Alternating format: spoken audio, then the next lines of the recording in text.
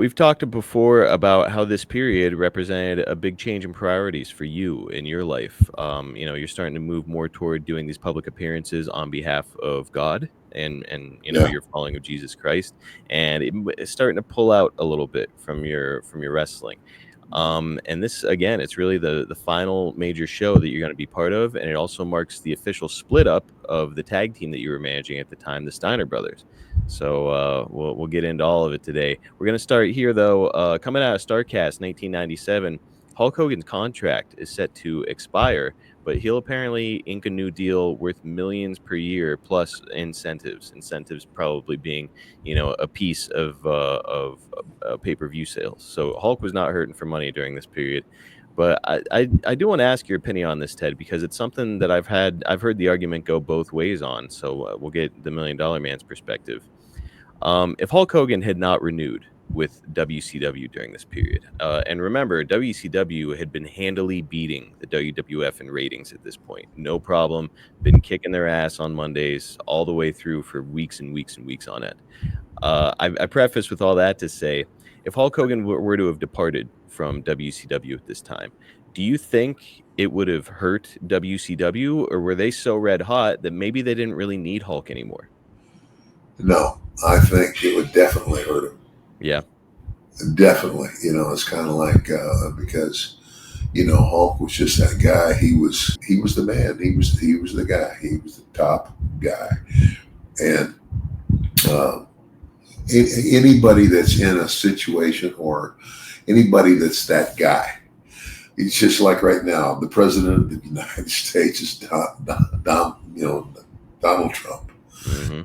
And there's a lot of people who love him. There's a lot of people who hate him. I do think that your comparison between Trump and Hogan is kind of apropos because like people kind of go into two baskets when it comes to Hogan, even at this time where it's like they love him and boy, it's the NWO, their success is completely due to Hogan, and then on the other side, there's a lot of folks that say NWO doesn't need him anymore. The NWO is played out. Hall and Nash were really kind of the main draw for the NWO in the first place. And it's like people kind of tend to go both ways. But in your opinion, Hogan needed to stay for WCW to continue to have sustained success in 1998. Yeah, and again, the whole NWO thing. I mean, again, I don't know how long Hulk was there. I mean, I was a part of it for a little while, but and I'm not sure even whose idea it was. But I think they needed Hogan to kick it off.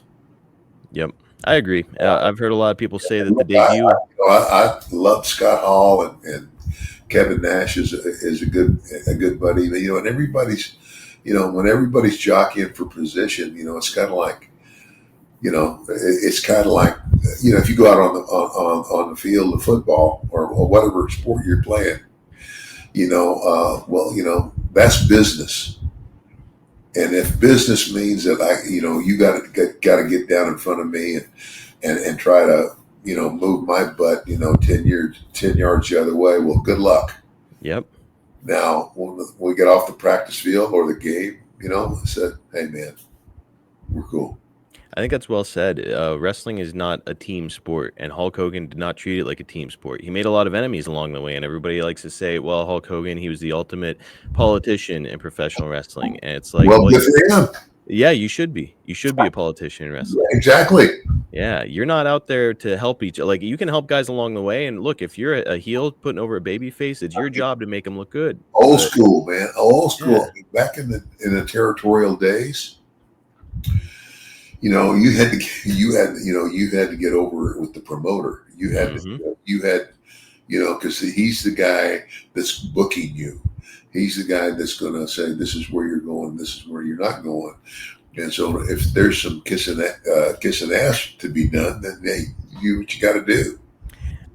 and I'm not saying that Hogan kissed anybody's ass, but if he No, did, he made an awful lot of money for it. So hey, hard to hate on the guy. He made a yeah, lot, a yeah. lot of money. I mean, it was like everybody, it's like everybody, and then why wouldn't you wish? Well, I wish I was that guy. Well, okay, in another place and in another time, you might be.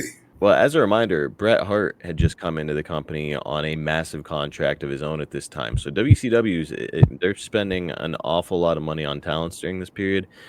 So yeah, bringing back Hogan. Yes, it's going to represent a huge price tag. However, the name equity alone is going to help to draw fans.